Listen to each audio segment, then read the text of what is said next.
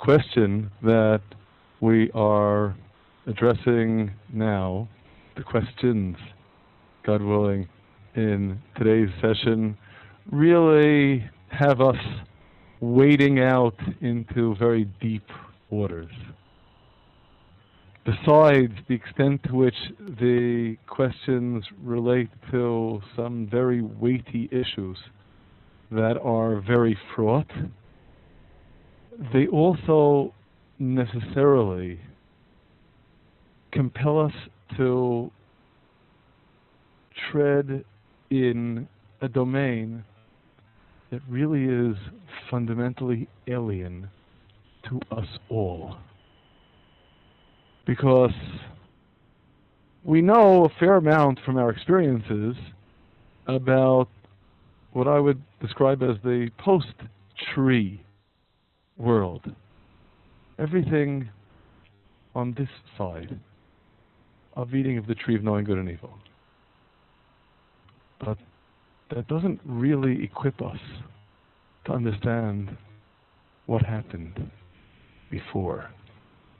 On that note, without any further ado, let's confront the first question. These questions, I should note, came from more than one source, because was indeed an issue that was raised by more than one person, and I think it's an important issue to address. So here goes. What is the rabbinical perspective on the tree of knowing good and evil? If man and woman did not know good and evil before eating of it, what were they? And how did they sin? What did evil and sin mean for them? And what do they mean for us? So, we dive in to these great depths in trying to understand what this extraordinary narrative at the beginning of the Bible is there to teach us. Of course, inevitably, a good place to start is in considering the identity of the tree under discussion. Because I think that in itself helps guide us to an appreciation of what was not innovated because of eating of this tree.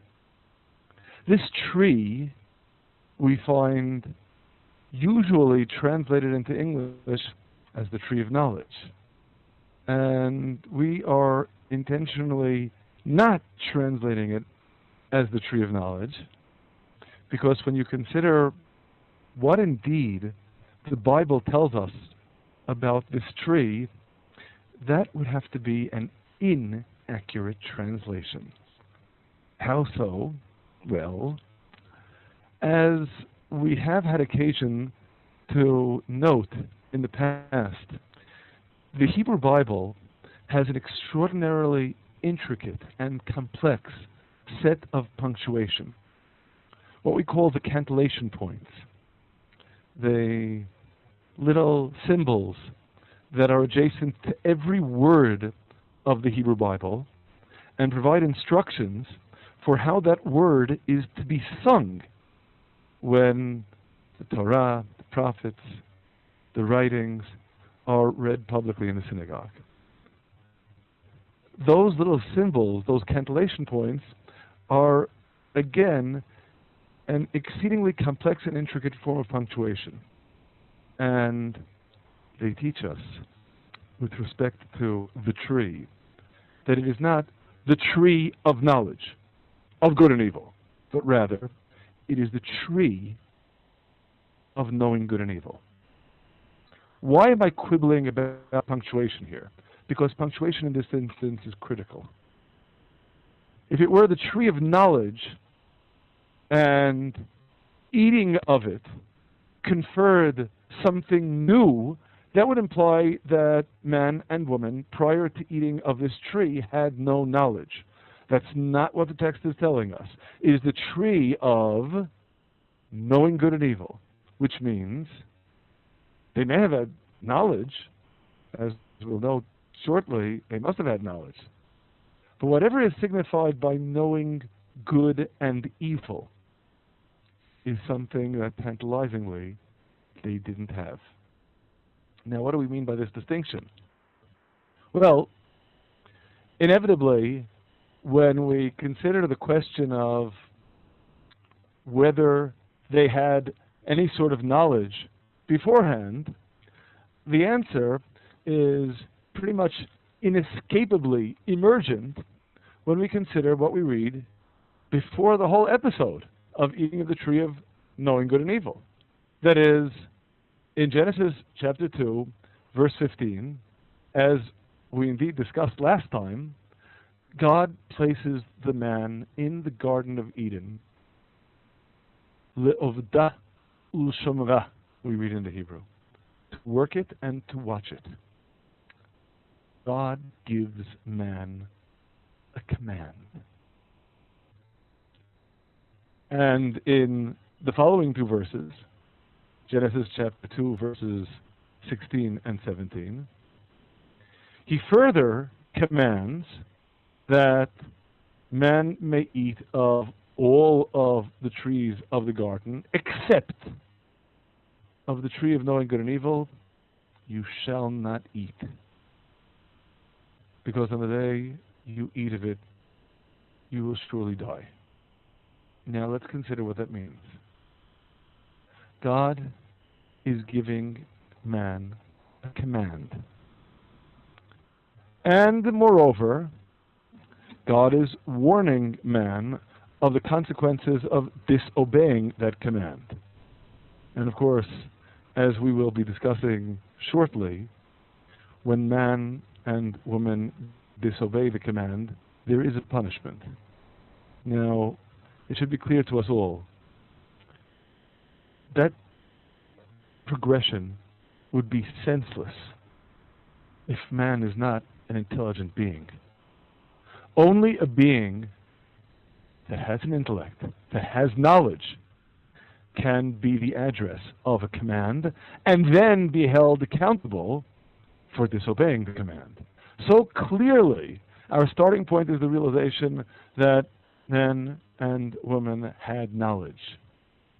And indeed, we'll note further. In Genesis chapter 1, we also discussed this last time.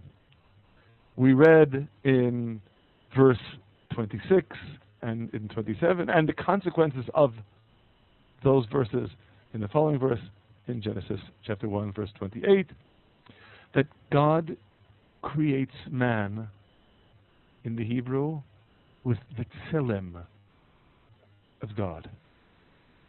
Tselem is often translated as image, and of course, as we noted, it would be woefully absurd to understand that as meaning a physical image. Perhaps a better translation would be essence. The essence of God is imprinted upon man. There is then, as it were, a God-likeness in man. What is that God-likeness? There are, admittedly, different answers to this question.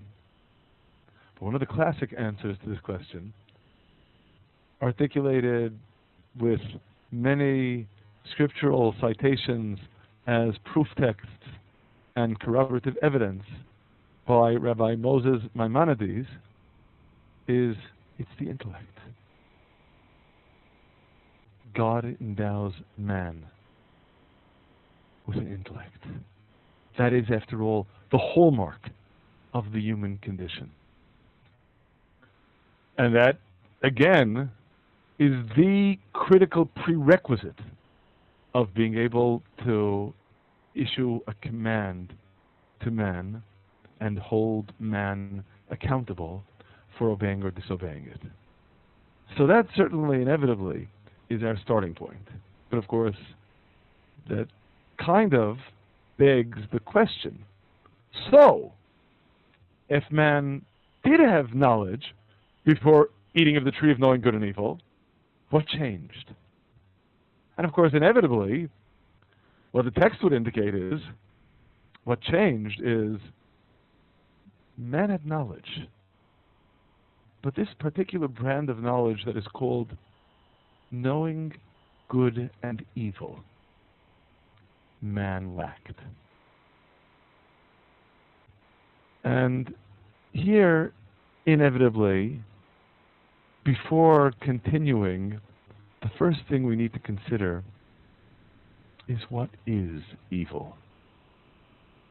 And what is evil's source?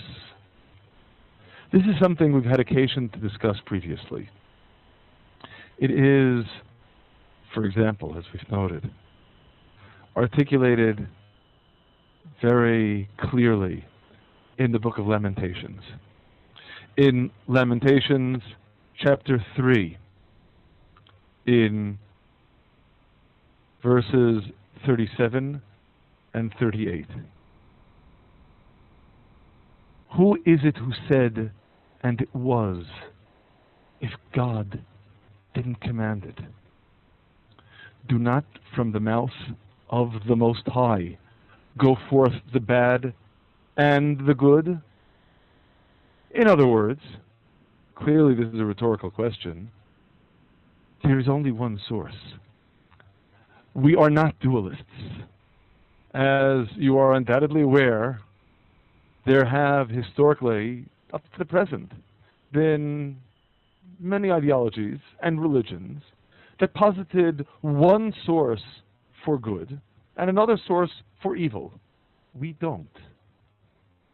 God is one. We read in the Bible, God is one, and there is then one source for everything, both the bad and the good. And in understanding, then, the meaning of the rhetorical question, do not from the mouth of the Most High go forth the bad and the good, we can well appreciate the declarative answer that is expressed in Isaiah. And I think it's an important point for us to consider because of a subtle nuance in what Isaiah has to tell us on this subject. In Isaiah chapter 45, verse 7, God, as it were, is the speaker. He is, as the verse expresses it, the former of light and the creator of darkness,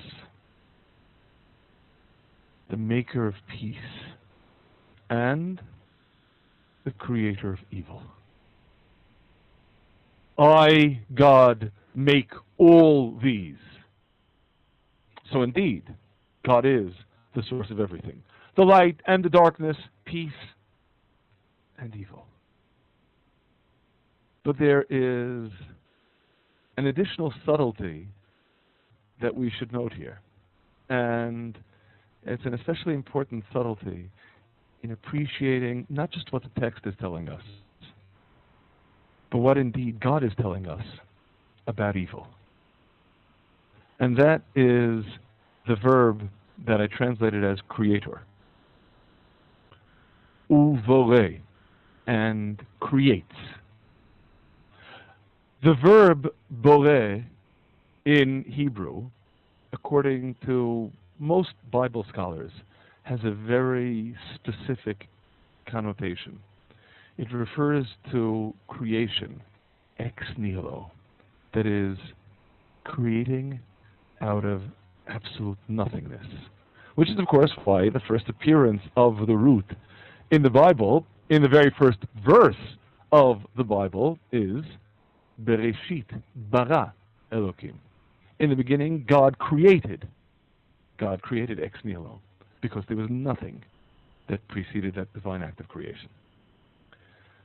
So, I'm again going to rely on a tantalizing insight of Rabbi Moses Maimonides.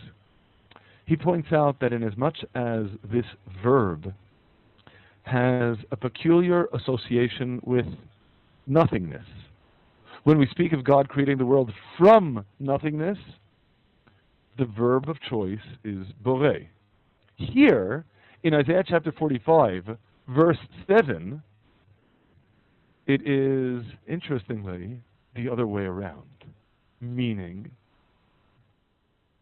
when God is described as forming light and creating darkness, what is darkness? Darkness isn't a presence. Darkness isn't a thing. Darkness is an absence. It's the absence of light. So, the penetrating insight that Rabbi Moses Maimonides proposes here is, God forms light. And the verb of choice with respect to the darkness is uvorei, and creates darkness, because in the case of darkness, darkness is a nothingness. It is an absence. It isn't a presence.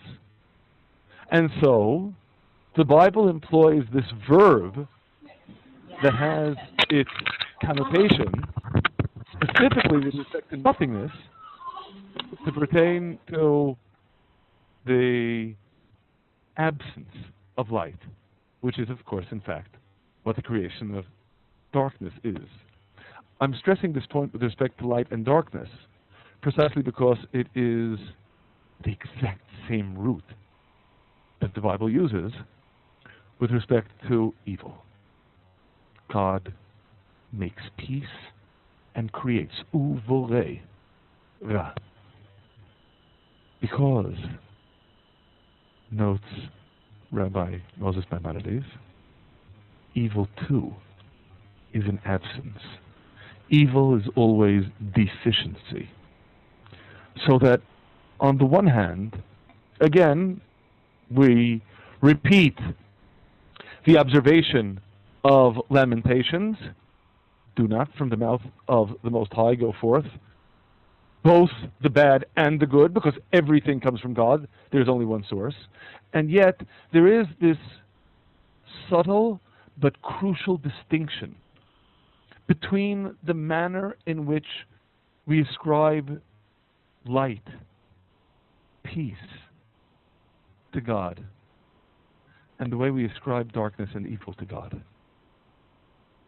They too have their source in God, but as it were, not as a direct object of the divine act of calling them into existence, because there is nothing to call into existence.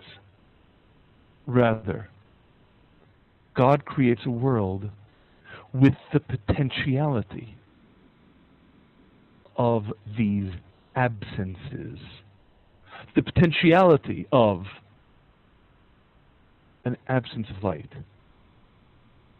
which is darkness, deficiency, the potentiality of evil, which is likewise deficiency. Now on this plane, appreciate the implications in God's creating the tree of knowing good and evil. Again, everything has its source in God. The potentiality is there. It's a tree. Only to the extent that you allow the tree to grow and you pluck its fruit does evil actually come into existence.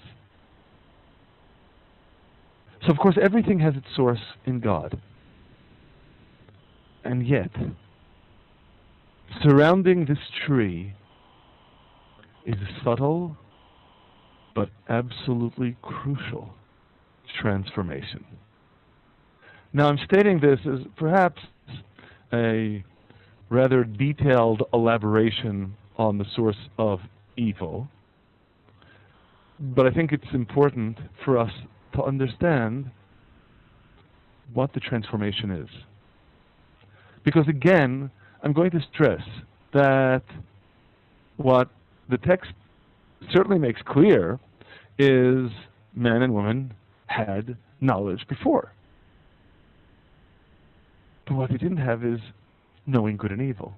And how is that lack of knowledge of good and evil manifest? Well, consider the very last verse immediately before the episode of eating of this tree begins. It was the beginning of Genesis chapter 3. The last verse of Genesis chapter 2 is, they were naked, the man and his wife, and unashamed. There's something they didn't know about, even though they had knowledge, even though they were able to be recipients of divine command. And that absence, that lack of knowledge, is described in terms of being naked and unashamed. How do I know that that is directly relevant for the story that then ensues? Well, very simply, because after they eat of the tree of knowing good and evil, in Genesis chapter 3, verse 7, we read, the eyes of both were opened, and they knew that they were naked. And this disturbs them, because they sow for themselves fig leaves and make for themselves girdles, belts, something with which to cover their nakedness. This is something that wasn't at all on their agenda beforehand, but it is now. And this is a knowledge, again, that results directly from eating of the tree of knowing good and evil. It is, we should further observe in the text, significant that after the opening words of Genesis chapter 3, verse 7 tell us the eyes of both were opened, the text does not continue by telling us, and they saw. Because if you would be speaking about physical sight, that would, after all, be the normal way of expressing yourself. The eyes opened up and you saw. But we're not speaking about physical sight. And indeed, the verb used is a verb that definitely has a connotation of something far more sublime than mere physical sight. And the text reads, the eyes of both were opened and they knew. They had acquired a new form of knowledge. They knew something they had not known previously. And that is what the Torah describes as knowing good and evil, the consequence of eating of the tree. Now, what does that mean? I realize, well, I said thus far may have only made the waters all the more murky. So what's going on here? And what did they know beforehand that equipped them to receive the divine command that they then chose to disobey? What knowledge is most acutely, most exactly, the knowledge that could be described as the divine essence imprinted upon man? Well, if it is something that is a reflection of the divine, then perhaps the best way of articulating that is by noting when we speak of what God signifies in our frame of reference. What is that unique dimension for us that could be described as the divine imprint upon us? God your Lord, says the prophet Jeremiah, is truth. That imprint of the divine upon us is, first and foremost, most acutely, that very imprint of truth. Man, created with the divine essence, is endowed with the wherewithal to apprehend the truth. And in drawing distinctions, which anyone endowed with an intellect does, the distinctions would then be distinguishing between what is true and what is false. Of course, another way of saying that is distinguishing between what is real and what isn't. Because something that's false doesn't exist. 1 + 1 = 3. That's not something bad. That's something non-existent. It is false. It isn't real. Man and woman, created by God, function on this sublime plane of knowing truth and connecting with truth and distinguishing what is true from what is not. And the tree signifies a different kind of knowing. Knowing good versus evil. Now, what's the difference between distinguishing true and false and distinguishing good and evil? Of course, they both can be applied to moral decisions, but there's a critical difference between these two. And the truth is, I already articulated what the difference is. When you're choosing between what is true and what is false, you're choosing between what is real and what isn't. And you recognize the alternative of false just isn't. It's not real. Whereas, when you distinguish between good and evil, you know, a good reality is certainly real. An evil reality is also real.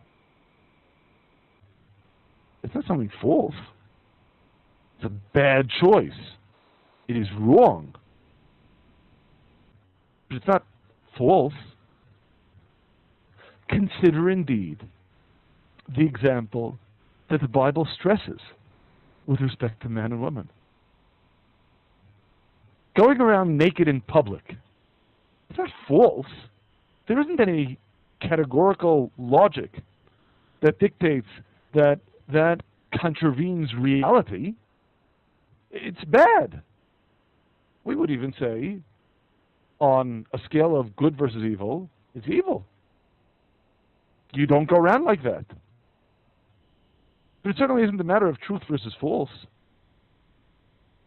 So, for man and woman, before eating of the tree of knowing good and evil, they were naked and unashamed. Because the barometer that they used to determine what was right versus what was wrong simply didn't compute that as something wrong. It wasn't false. After they eat of the tree of knowing good and evil, something changes. Now, what kind of change are we describing here? What kind of change is presented in this transformation of which we read in the Bible? Let me recast that question in maybe more down-to-earth terms that can help guide us to an important key in resolving this question. We already noted that if you're operating on the plane of truth versus falsity, then what's false is just not real. How can you take the wrong choice when it's true versus false, and that wrong choice was just false, not real, didn't exist. And invest it with reality. So you are now choosing between a good reality and a bad reality. Because again, when you know good and evil, both good and evil are real. So how did evil become real? And here's, of course, where we need to consider just what changes in the human psyche as a result of eating of the tree of knowing good and evil. And inevitably, this compels us to consider once again what man was in the Garden of Eden. Again, Genesis chapter 2, verse 15. Man is put into the garden to work it and watch it. Man is endowed with a perceptive role. He perceives, and don't make light of this perceptive role, because he perceives truth. He perceives divine truth. And as a result, he communes with God. But he's functioning on a perceptive level, as opposed to, this is critical, as opposed to functioning on a creative level. Man in the Garden of Eden is not a creative being. He is a perceptive being. Just as a case in point, what does he do there?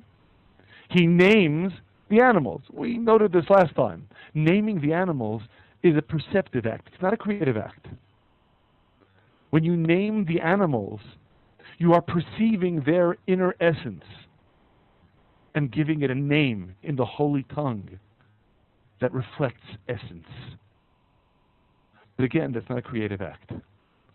Eating of the tree of knowing good and evil makes man and woman into creative beings.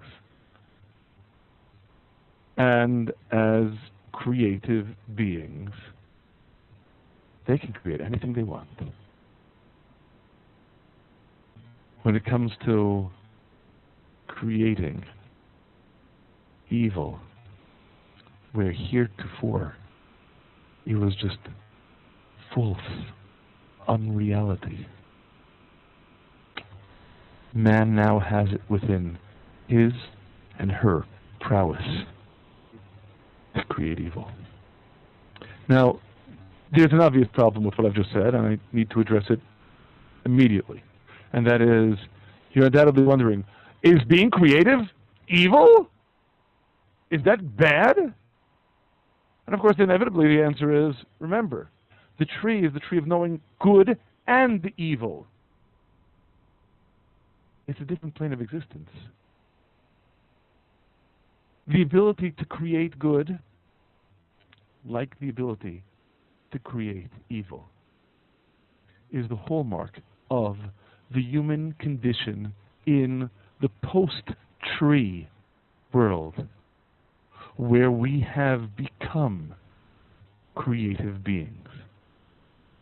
And indeed, to consider what the first thing that the Bible describes man and woman doing after the whole story of eating of the tree of knowing good and evil is over, and they have been banished from paradise. At the beginning of Genesis chapter 4, using the same root of knowing, and the man knew Eve, his wife, and she conceived and bore a child. They are, in the most literal sense, creators of a human life.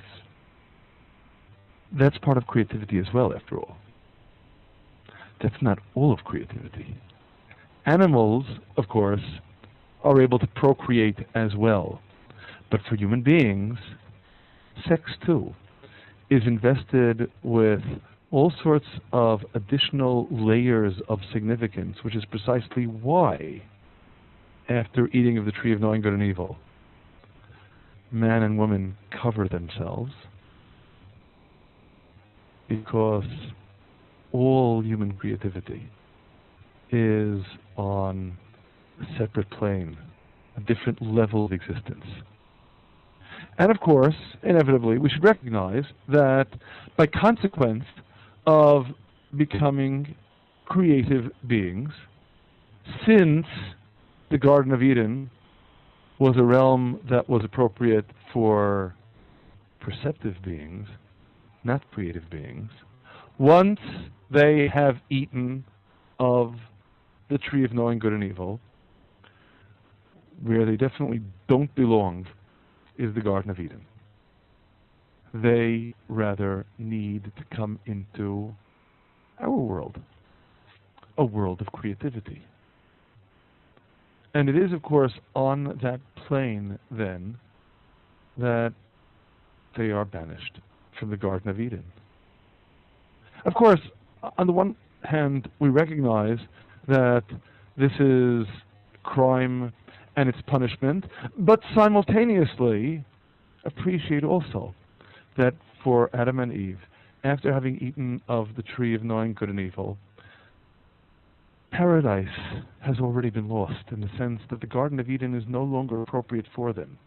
They are indeed endowed with natures now that not only allow them to be creative, that compel them to be creative. Consider this. Again, Genesis chapter 3, verse 7. Their eyes were opened and they knew that they were naked. And you almost can't help but wonder, well, why couldn't they just block it out and continue to see the world the way they did before? And of course, inevitably the answer is they can't. Now that they have entered into this realm of creativity, they are constrained to see things in the world that weren't there before, because they create them. Because man and woman have indeed become creative beings. And so they are banished from the Garden of Eden.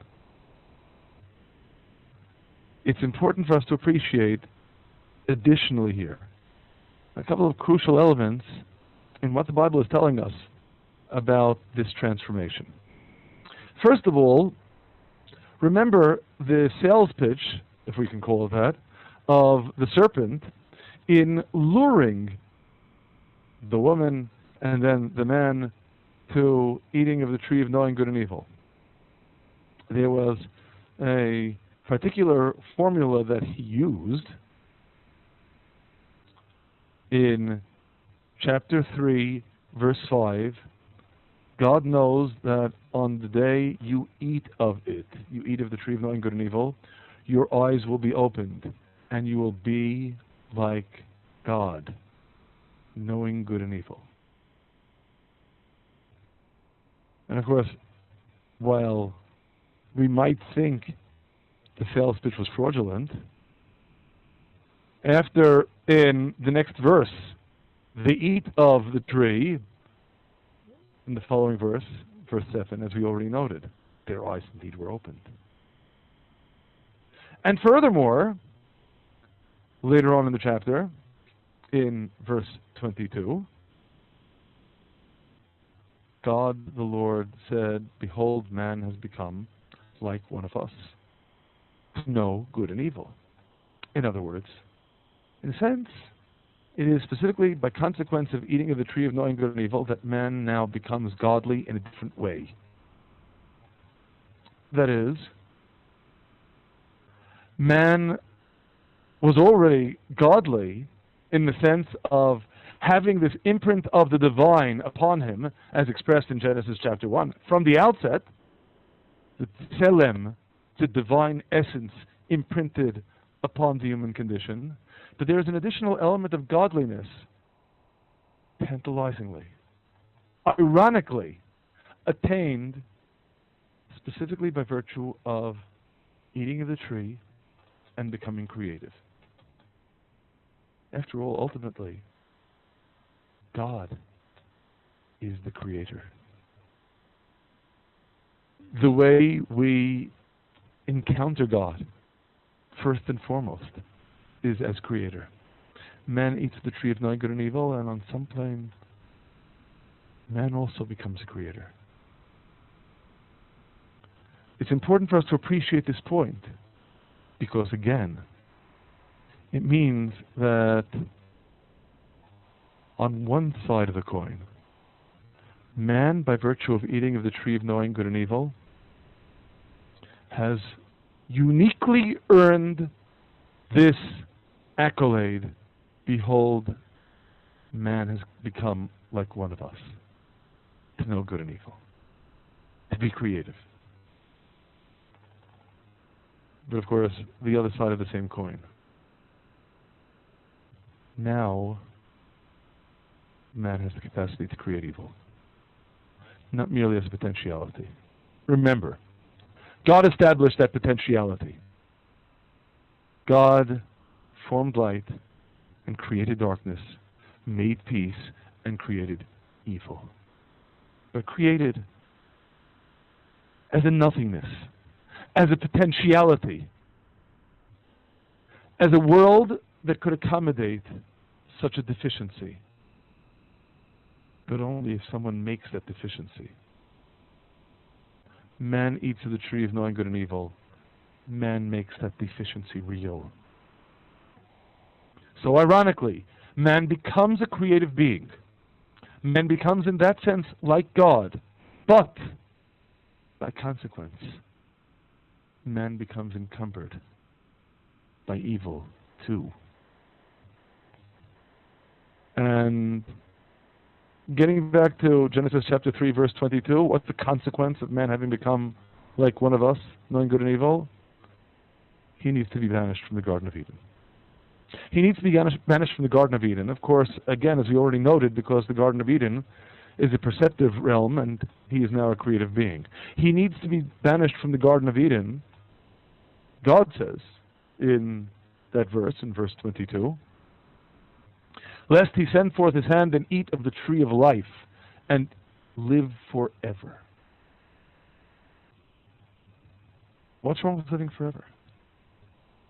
The implication is that man could have lived forever had man not become a creative being, had man not eaten of the tree of knowing good and evil. What changed? Because after eating of the tree of knowing good and evil,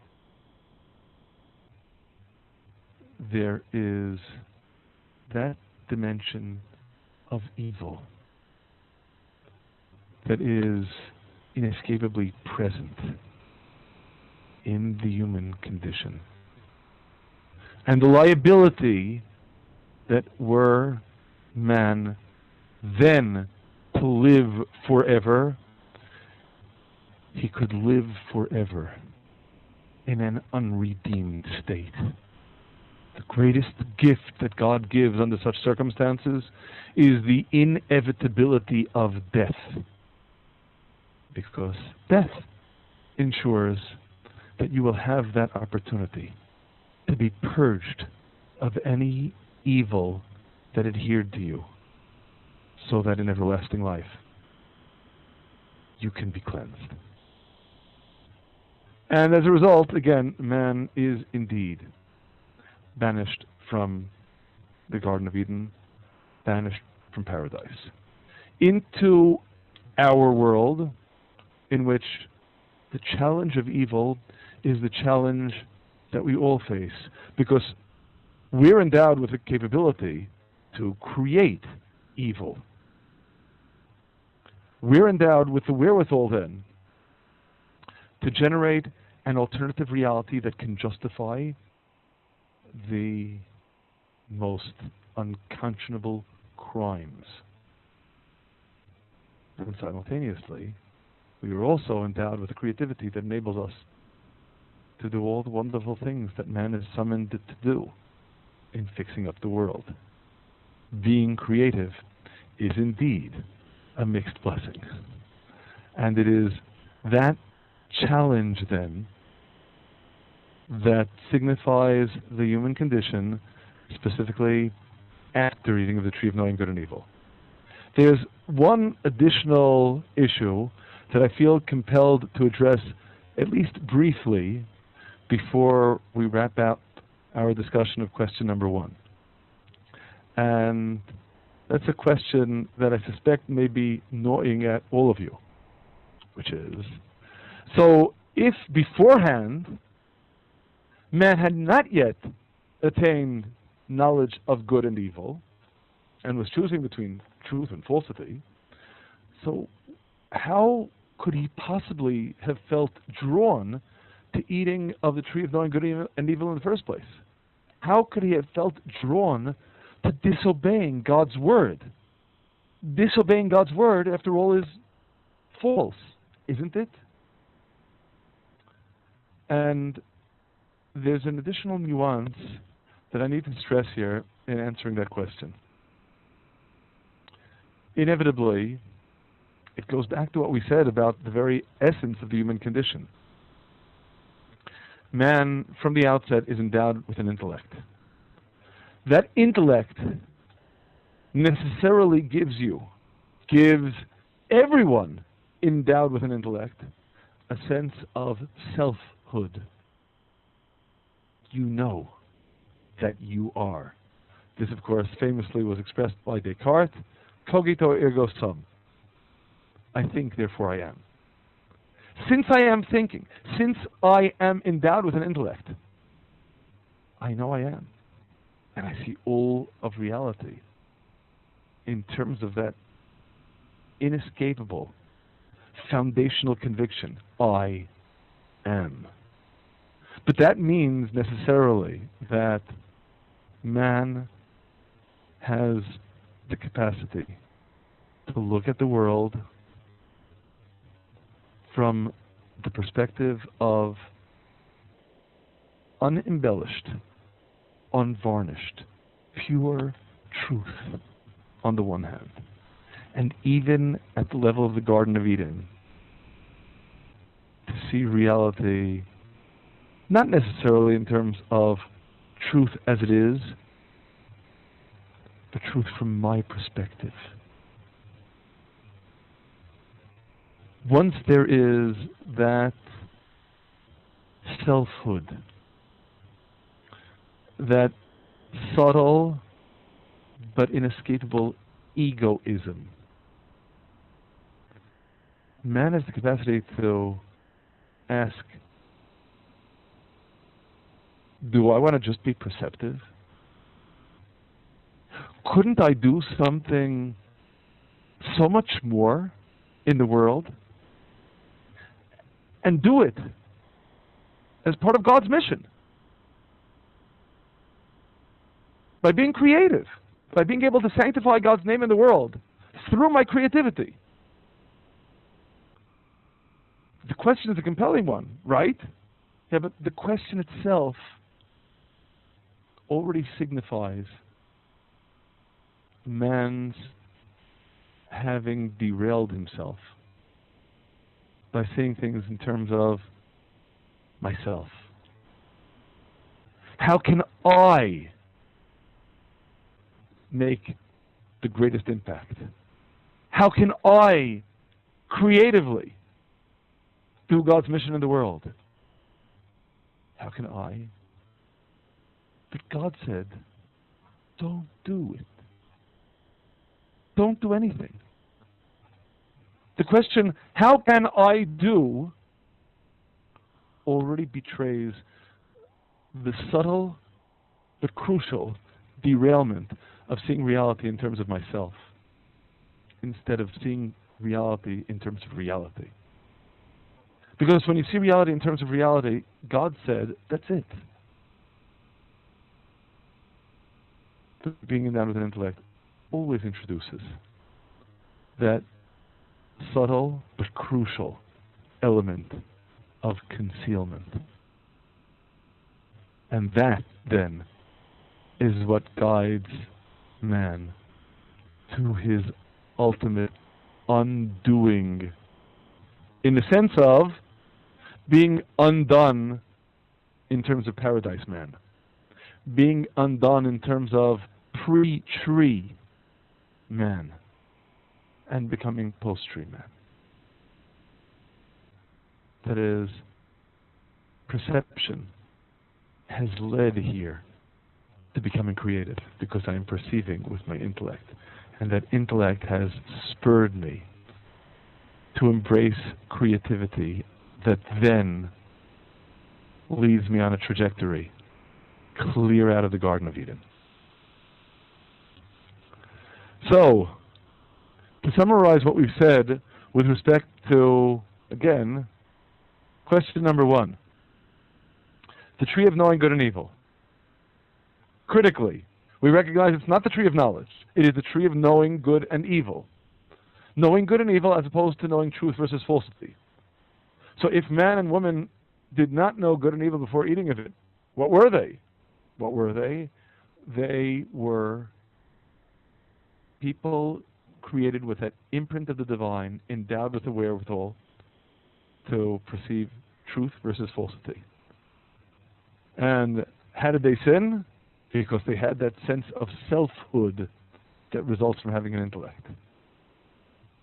And what did evil and sin mean for them? For them, it meant that subtle derailment of seeing reality in terms of one's own subjectivity, and thinking then that I could accomplish the divine mission better by disobeying the divine word. And what do they mean for us? Well, evil and sin for us, of course, mean we choose not between truth and falsity, but between good and evil, both of which are endowed with reality because we are creative beings. And our summons then is to harness our creativity to make the world better and not worse. That's the challenge of the post-tree world. And now, of course, inevitably, we need to consider what that means for us, which inevitably brings us, of course, to question number 2, with which we will continue after our pause.